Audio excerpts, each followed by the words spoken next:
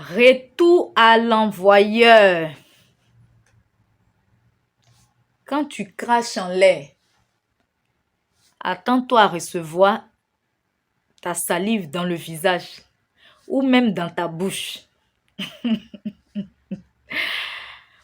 Voici l'histoire d'une fille qui demande conseil.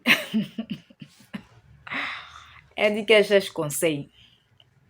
Mais bon, comme c'est pas à moi qu'elle a raconté l'histoire, que c'est quelqu'un d'autre qui a eu l'histoire, que moi je viens la raconter ici, vu qu'elle n'est pas là pour prendre tes conseils, donc que son exemple te serve en fait. Son exemple doit nous servir des leçons. Voici une fille qui dit qu'elle avait sa meilleure amie, sa soeur d'une autre mère, sa CP. Ah, les femmes, leur amitié, c'est toujours chaud chaud. Ça commence en bouillant. C'est pas comme on dépose quelque chose au feu, l'eau devient chaude et puis ça commence à bouillir après. Les amitiés de femmes là, ça commence à bouillir et puis ça se refroidit après. Ça veut dire que dès que tu déposes ça au feu là, ça commence à bouillir avant de se stabiliser. Donc elle dit qu'elle avait sa meilleure amie et elle désirait, elle est tombée amoureuse à ce qu'elle a expliqué en fait. C'est qu'elle-même, en fait, elle a désiré le monsieur. C'est pas qu'elle a essayé de lutter. Elle désirait le mari de sa meilleure amie. Et donc, elle a tout fait pour le séduire. Du moment, c'est ce qu'elle croyait. Elle a tout fait pour le séduire jusqu'à l'entraîner dans son lit. Jusqu'à ce que le monsieur la prenne ici, en haut.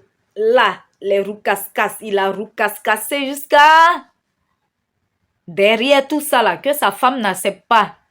Donc, si elle accepte là, comme elle accepte, donc il va quitter même sa femme pour rester avec elle. Tu connais femme. Donc, elle va montrer tout son talent maintenant. Tout son talent liboltal. Tout ça parce qu'elle cherche mariage. Hein.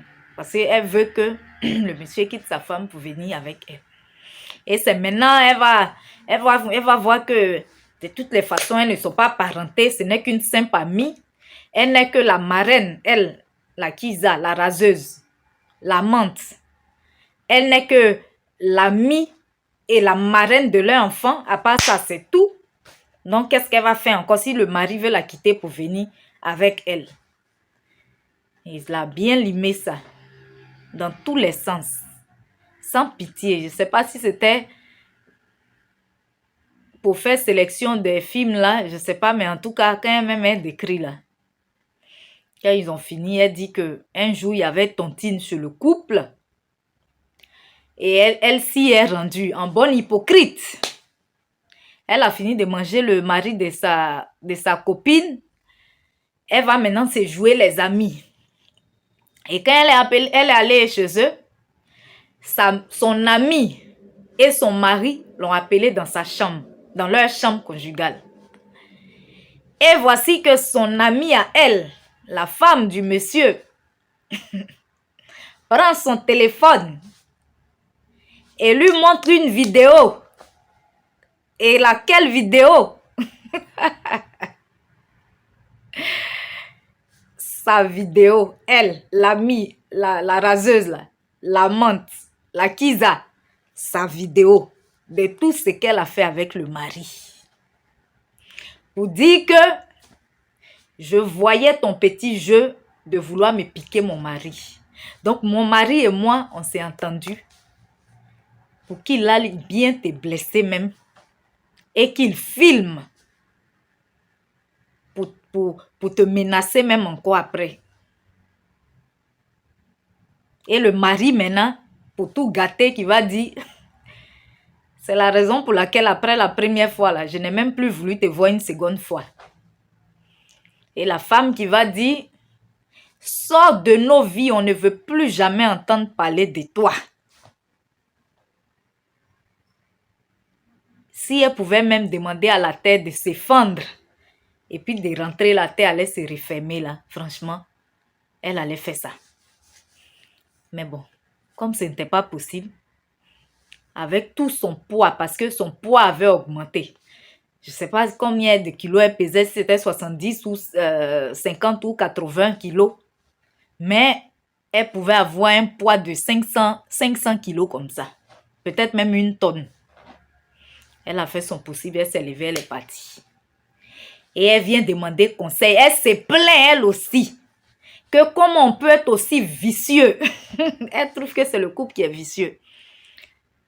Comment ils peuvent mettre un plan comme ça en place pour pouvoir la filmer sans son consentement? Est-ce qu'ils pouvaient la filmer sans son consentement? Est-ce qu'ils ont le droit de la filmer sans son consentement? Est-ce qu'ils ont le droit de la menacer?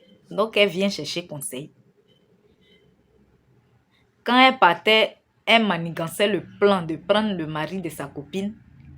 Elle n'est pas venue demander conseil pour dire « Ah, aidez-moi, je suis amoureuse du mari de ma meilleure amie. » Elle n'est pas venue demander conseil. Maintenant, où sa propre salive est retombée dans sa bouche, ou dans son propre film, elle est morte là, comme disait une personne. Dans son propre film, l'acteur principal meurt là. Maintenant, elle vient demander conseil que comment ils peuvent être aussi vicieux. Est-ce qu'ils ont le droit de filmer sans son consentement? Donc, toi, tu as le droit d'aller piquer le mari de ta meilleure amie. C'est toujours comme ça. Hein? Nous, on a toujours les droits. Et les autres, eux, ils n'ont que des devoirs envers nous. Donc, voici conseil, ta soeur est venue demander.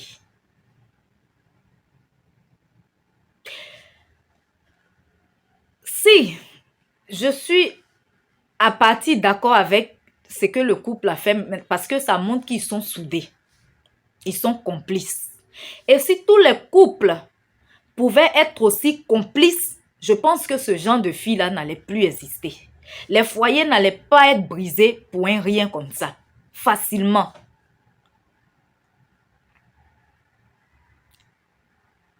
Ils ont vu, ils ont monté un plan ensemble. Et ce qu'elle voulait faire là, ça a échoué, ça s'est retourné contre elle-même. Parce qu'ils sont complices.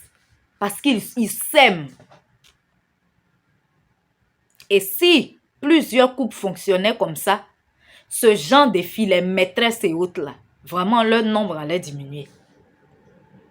Maintenant où je ne suis pas d'accord, c'est le fait que il aille passer, il y a un fait quand même. Il a couché avec la femme. C'est de l'adultère. Qui sait quel genre d'esprit il est allé prendre en elle? Parce que quand on a des relations sexuelles, c'est plus fort que le plaisir qu'on ressent. Hein? C'est plus fort. Dans le spirituel, il y a beaucoup de choses qui agissent. Et qui sait quel genre d'esprit il est allé prendre en elle pour ramener dans sa maison? Qui sait ce qui lui a été volé? C'est que eux, pour eux, bon, physiquement, eux, ils ne voient que les choses physiquement. Ils sont allés, il a bien fait son truc, il a bien maltraité. Puis même elle a dit comment il a pris dans tous les sens et tout ça. Donc pour eux, il a fait en tout cas ce qu'il pouvait faire. Pour mettre la honte, pour l'humilier. Mais est-ce que dans le spirituel, tu sais ce qui s'est passé et que ça demeure quand même une tromperie, même si c'est avec le consentement de la femme? Et ça, bon, en tout cas, chez les chrétiens, c'est interdit. Le lit conjugal doit être exempt de toute souillure. Parce que Dieu jugera les adultères. Maintenant, le risque pour la maîtresse, il est évident. Puisque c'est elle qui a payé les conséquences. Très cher. Et c'est ce qui devrait se passer avec ce genre de filles-là. Mais il pouvait également avoir un risque pour la femme. Où c'est vrai que vous montez un plan ensemble, mais le monsieur, il s'en va et puis il colle là-bas. Parce que tu ne sais pas aussi avec qui il s'en va coucher. Le plan là, ça veut dire que tu as monté ton plan avec ton mari. Mais, vers la fin, il pouvait te laisser toi seul dans ton plan. Et puis, le plan se retournait contre toi. Tu avais perdu ton mari comme ça. Il restait avec elle. C'était possible aussi. C'était possible. Il y a une femme qui a perdu son mariage comme ça. Elle vivait en Angleterre avec son fiancé. Fiancé dit, ils vont venir faire dot. C'était à une période où elle ne pouvait pas. Je ne sais pas quelle idée de se faire représenter pour une dot. Juste pour une seule dot, on doit prendre quelqu'un pour te représenter, pour faire comme si c'était toi, si tu étais là. Donc, comme elle ne pouvait pas venir, que le monsieur voulait forcément venir à cette période, ils ont pris sa petite sœur pour la représenter comme la mariée et faire la cérémonie comme si elle-même, elle était là. Comme si c'était elle. Prendre les photos, l'habiller, bisous, faire ce... Je ne sais pas, c'est quelle folie ça? C'est quelle folie?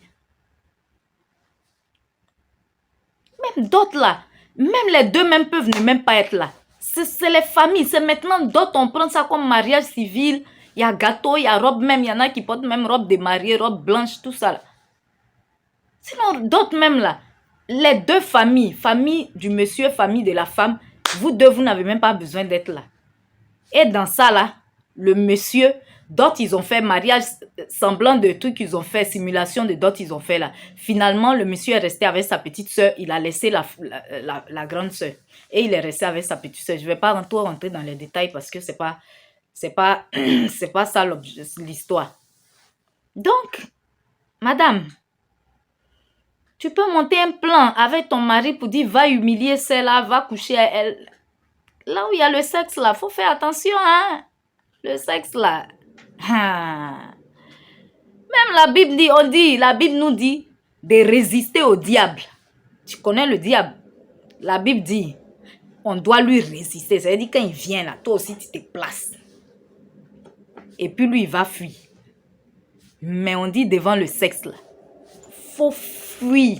Prends tes jambes à ton cou et puis fuis. Faut même pas résister. Parce que ça va te terrasser. Donc, ton mari pouvait rester là-bas. Tu ne sais pas ce qu'elle pouvait lui donner. Tu ne sais pas quels sont les esprits qui la conduisent. Et le fait d'aller avoir une intimité, ton mari restait là-bas et puis t'abandonnait. Et tu restais seul dans ton plan. Tu n'allais avoir que tes yeux pour pleurer, ton cerveau pour regretter. Et la troisième chose, c'est aussi pour dire que c'est pas bien faire l'amour là qui retient un homme, qui va emmener un homme à te marier. Tu peux le retenir même, hein. Juste le retenir parce qu'il aime bien faire l'amour avec toi. Tu peux le retenir là.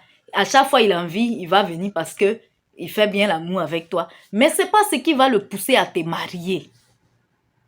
C'est pas quand tu vas te tordre, te casser, te mettre sur ton cou.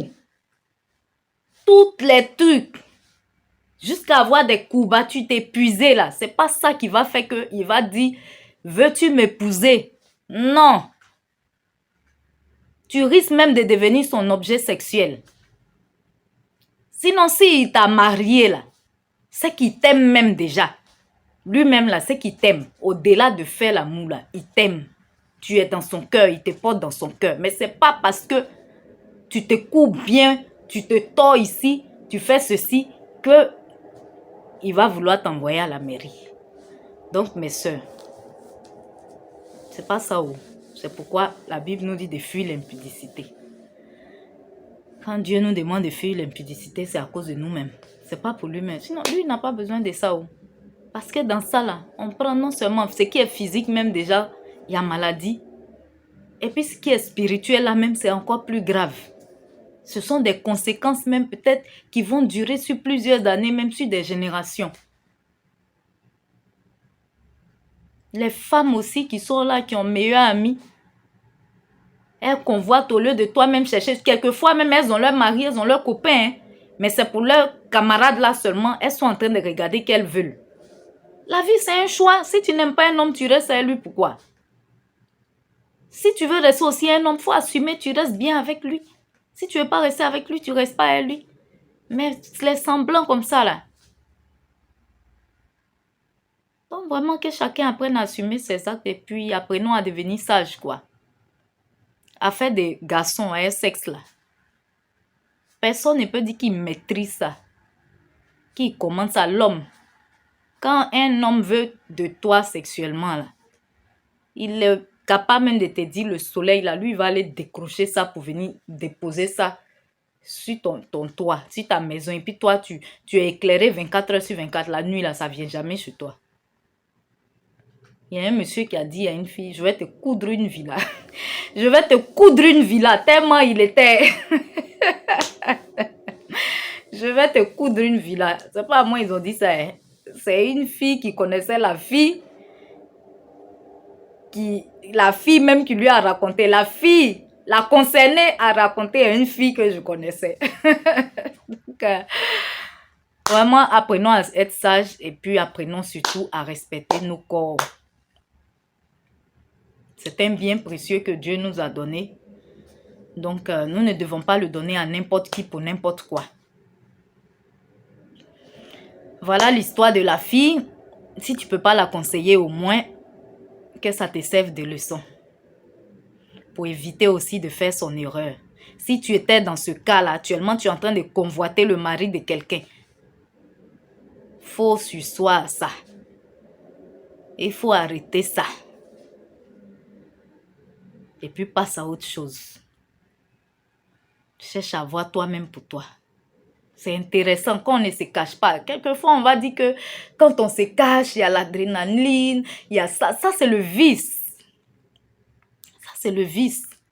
Mais il n'y a rien de plus intéressant quand tu as ton homme à toi, tu as ta femme à toi. Vous vous affichez partout. Sans honte, sans peine, sans se cacher de qui que ce soit. C'est intéressant.